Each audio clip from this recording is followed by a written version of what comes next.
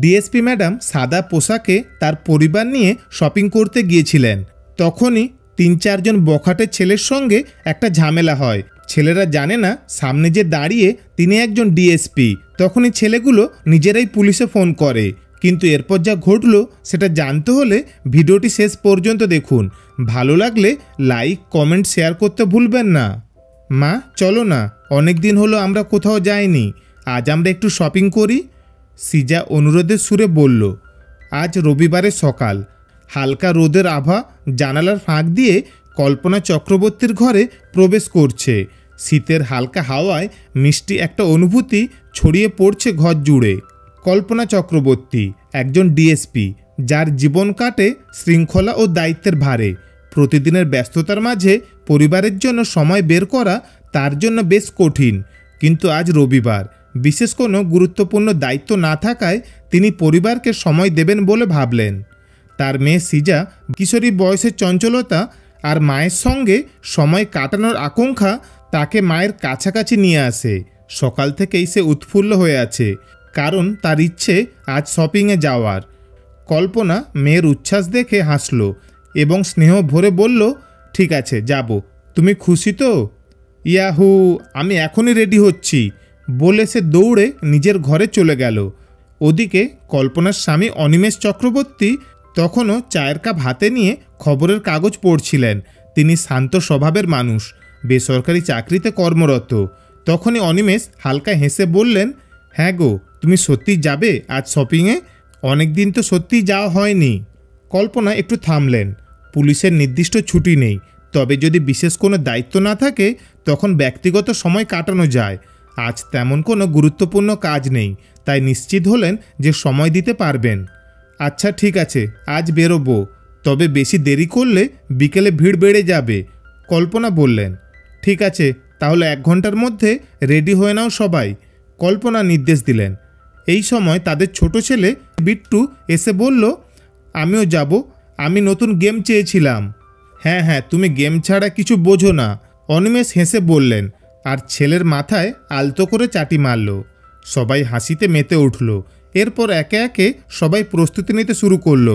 কল্পনা তার সাধারণ পোশাক পরলেন, একটি সিম্পল সাদা কুর্তি আর ব্লু জিন্স। কোনোভাবেই তাকে দেখে বোঝার উপায় নেই যে তিনি একজন উচ্চপদস্থ পুলিশ অফিসার। ঘণ্টাখানেক পর সকলে গাড়িতে উঠে মাল্টিপ্লেক্সের উদ্দেশ্যে রওনা দিল। গন্তব্য ছিল শহরের নামকরা একটি শপিং মল, যেখানে একসঙ্গে কেনাকাটা ও সিনেমা দেখা যায়। শপিং মলে পৌঁছানোর পর সিজা দৌড়ে গিয়ে তার পছন্দের দোকান দেখতে লাগলো। কল্পনা এবং অনিমেষ ধীরে ধীরে হেঁটে বিভিন্ন দোকান দেখতে লাগলেন। বিট্টু ইতিমধ্যেই ভিডিও গেমের দোকানে ঢুকে গিয়েছে। কিছুক্ষণ পর কল্পনা লক্ষ্য করলেন যে কিছু ছেলে তাদের দিকে তাকিয়ে হাসাহাসি করছে। প্রথমে তিনি বিষয়টি গুরুত্ব দিলেন না, কিন্তু যখনই তারা অন্য দোকানে যাচ্ছিলেন তখনই সেই ছেলেগুলোও একই দিকে যাচ্ছিল। অনিমেষ, তুমি খেয়াল করেছো আমাদের পেছনে কিছু ছেলে বারবার আসছে? কল্পনা ধীর স্বরে বললেন, হ্যাঁ, আমিও একটু আগে খেয়াল করেছি, মনে হচ্ছে আমাদের ফলো করছে। অনিমেষ গম্ভীরভাবে বললেন। কল্পনা ভুরু কুঁচকে তাকালেন। আজ তিনি সাধারণ পোশাকে ছিলেন, তাই কেউ বুঝতে পারেনি যে তিনি একজন ডিএসপি। তিনি মনস্থির করলেন, এখন কিছু বলা ঠিক হবে না, আগে দেখে নিতে হবে ওরা আসলে কি চায়। তিনি চুপচাপ সব লক্ষ্য করতে লাগলেন। কল্পনা কিছু না বললেও তার স্বামী ব্যাপারটা আবার লক্ষ্য করল। তিনি বললেন, লাগছে যেন ওরা আমাদের ফলো করছে। কল্পনা মাথা নেড়ে বলল, দেখি না ওরা কত দূর যায়। তখনই সিজা আর বিট্টু দৌড়ে এসে মা বাবার সামনে দাঁড়ালো। মা, অনেকদিন মুভি দেখিনি, চলো না আজ একটা নতুন মুভি দেখে আসি। উত্তেজনায় চোখ চকচক করছিল সিজার।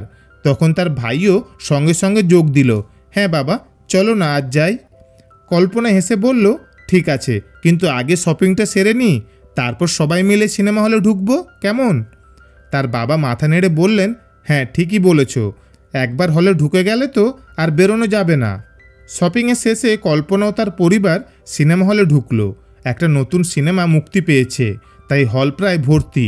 সিনেমা চলার সময়ও কল্পনা টের পেল ওরা ওর দিকেই তাকিয়ে আছে এবং খোঁচা মারছে। একসময় ছেলেগুলোর মধ্যে একজন ফিসফিস করে কিছু বলল, আর বাকি সবাই হাসতে লাগলো। কল্পনার মেয়ে এটা শুনে বিরক্ত হয়ে বলল, মা, ওই ছেলেগুলো তখন থেকে খুব ডিস্টার্ব করছে, মুভিটা ঠিক করে দেখতে দিচ্ছে না, শুধু কী সব ফিসফিস করে বলছে। কল্পনা শান্ত গলায় বলল, দেখি কি করে ওরা। সিনেমা শেষ হলে কল্পনা ও তার পরিবার হল থেকে বেরিয়ে আসছিল। ঠিক তখনই পেছন থেকে এক তাচ্ছিলের স্বর ভেসে এলো, কি ব্যাপার, একা একা চলে যাচ্ছেন? আমাদের সঙ্গে বসে না হলে আর একটা সিনেমা দেখুন, ভালো লাগবে। কল্পনা মুহূর্তের জন্য থেমে গেল। সিজা তার মায়ের হাত চেপে ধরল। কল্পনা ধীরে ধীরে ঘুরে দাঁড়ালো। 3টি ছেলে দাঁড়িয়ে আছে, মুখে বিদ্রুপের হাসি। ওদের নেতা সুলভ একজন চোখ টিপে বলল, ভয় পেয়েছেন নাকি? কল্পনা চোখ সরু করে ছেলেগুলোর দিকে তাকালো, তারপর এগিয়ে গিয়ে সামনে দাঁড়ালো। অনিমেষ মুখ খুলে বলল, তোমরা জানো কার সঙ্গে কথা বলছো? কল্পনা সঙ্গে সঙ্গে হাত তুলে অনিমেষকে থামিয়ে দিল। তুমি থামো, আমি কথা বলছি। তার কণ্ঠে ছিল কঠিন দৃঢ়তা, যা মুহূর্তেই চারপাশের বাতাসকে ভারী করে তুলল। তখনই ছেলেগুলোর মধ্যে একজন কাঁধ ঝাঁকিয়ে এগিয়ে এলো, ঠোঁটে একটা কুটিল হাসি। আপনি জানেন আমরা কারা? আমাদের একটা ফোন গেলেই পুলিশ এসে লাইন দিয়ে দাঁড়াবে। বাবার শুধু বড় ব্যবসায়ী নয়, শহরের নামী নেতা। আমাদের সাথে লাগতে যাবেন না, ভালো হবে না। তার কথা শুনে বাকিরা হাসলো, যেন তারা আগে থেকেই ফলাফল জানে। কিন্তু কল্পনার মুখে কোনো পরিবর্তন এলো না, বরং তার ঠোঁটের কোণে এক চিলতে রহস্যময় হাসি ফুটে উঠল।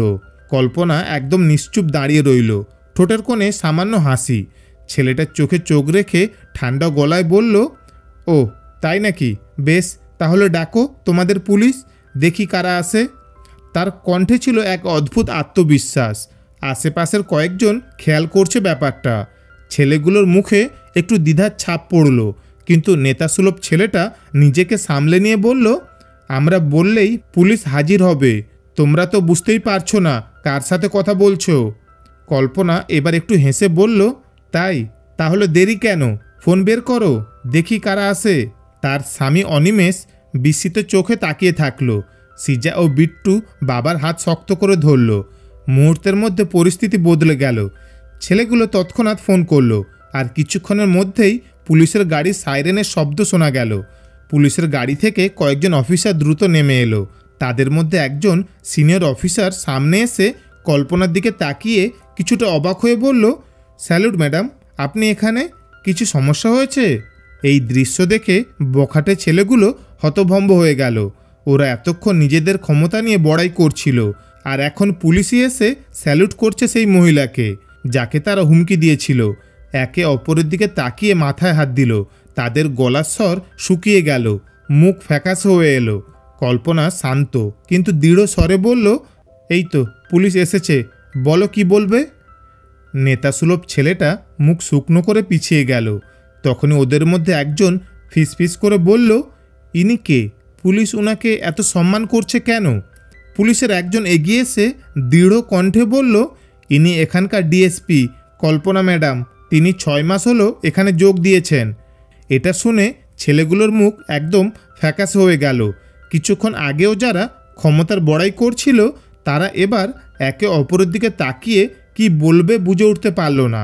তখনই ছেলেগুলোর মধ্যে একজন বলে উঠল, ম্যাডাম, আমরা ভুল করেছি, আমরা সত্যিই জানতাম না। পুলিশের আরেকজন অফিসার তখন কৌতূহলী হয়ে বলল, ম্যাডাম, এরা আপনাকে বিরক্ত করেছে, আমরা কি এদের থানায় নিয়ে যাব? ছেলেগুলো এবার সত্যি ভয় পেয়ে গেল। ওরা তড়িঘড়ি করে হাত জোড় করল, না না, দয়া করুন, আমাদের থানায় নিয়ে যাবেন না, আমরা সত্যি বুঝতে পারিনি। কল্পনা এবার একটু এগিয়ে এসে বলল, তোমরা কি বলেছিলে? তোমাদের বাবারা বড় ব্যবসায়ী, নেতা, এক ফোনে পুলিশ লাইন দিয়ে দাঁড়াবে। এখন দেখছো পুলিশ কাদের জন্য লাইন দিয়ে দাঁড়ায়? ক্ষমতা বল প্রয়োগে আসে না, সম্মান অর্জন করতে হয়। কল্পনা একটু হেসে বলল, শুধু ক্ষমা চাইলেই হবে না, তোমাদের শাস্তি প্রয়োজন, তবে জেল নয়। আমি চাই তোমরা শিক্ষা নাও। নেতাসুলভ ছেলেটি কাঁপা কাঁপা গলায় বলল, আমরা কি করতে পারি ম্যাডাম? কল্পনা এক মুহূর্ত ছেলেগুলোর দিকে তাকিয়ে থাকলো, তারপর পুলিশের দিকে তাকিয়ে বলল, ওদের থানায় নিয়ে যাও, কিন্তু কোনো মামলা দেবে না, বরং ওদের বাবাদের ফোন করো, ওদের বাবা মায়েরা এসে দেখুক এরা কি করেছে, সেটাই হবে ওদের আসল শাস্তি। পুলিশের এক অফিসার হেসে বলল, দারুণ শিক্ষা হবে ম্যাডাম। ছেলেগুলো এবার সত্যি সত্যি ভয় কেঁপে উঠল। একজন তো প্রায় কাঁদো কাঁদো গলায় বলল, ম্যাডাম, প্লিজ, বাবা যদি জানতে পারে আমাদের মেরে ফেলবে। কল্পনা কড়া চোখে তাকিয়ে বলল, তাহলে এমন কাজ করার আগে সেটা ভাবলে না কেন? পুলিশ ওদের নিয়ে থানার দিকে রওনা দিল। আশেপাশের মানুষদের মুখে চাপা হাসি ফুটল। অনিমেষ একটু অবাক হয়ে বলল, তুমি পুলিশ কেস না করেই শাস্তি দিয়ে দিলে? কল্পনা শান্তস্বরে বলল, শাস্তি দিয়ে ভয় দেখানো যায়, কিন্তু শিক্ষা দিলে মানুষ বদলায়। এদের বয়স কম, এখন যদি শিখতে পারে তাহলে ভবিষ্যতে ভালো মানুষ হবে। সিজা মায়ের হাত ধরে গর্বের সাথে বলল, মা, তুমি সত্যিই অসাধারণ। আসলে যদি নিজের কাজ নিয়ে বাবার সামনে দাঁড়াতে লজ্জা লাগে তাহলে সেই কাজ কখনোই করা উচিত নয়। তো বন্ধুরা, আজকের গল্পের বার্তা একটাই, নারীদের সম্মান করুন, কারণ তারা সমাজের শক্তি। অন্যায় দেখলে চুপ না থেকে প্রতিবাদ করুন, তাহলেই সমাজ হবে নিরাপদ ও সুন্দর। বন্ধুরা, আজকের এই গল্পটি তোমাদের কেমন লাগলো কমেন্ট করে জানিও। ভালো লাগলে লাইক ও শেয়ার করে দিও। ধন্যবাদ, ভালো থাকবেন।